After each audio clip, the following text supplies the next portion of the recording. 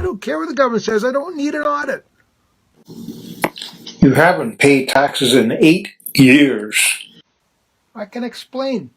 9 years ago, I made a questionable business investment.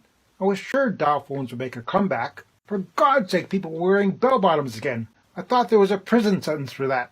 Say what you like, I never trust someone when you can't see their shoes.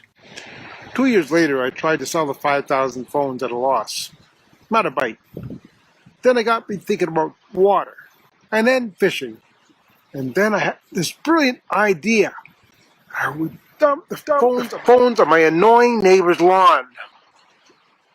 It was foolproof, so I bought a giant truck, loaded up the phones, backed it up on my annoying neighbor's lawn really quietly, which wasn't so quiet after all. The annoying jerk called the cops. Now I'm out 80 grand for the truck. Well, all you can do at that stage is laugh, which led me to singing.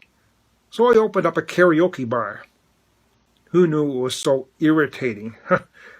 Anyway, on a luxury cruise I go to celebrate not making stupid business decisions. Here I am now. Fix it, please.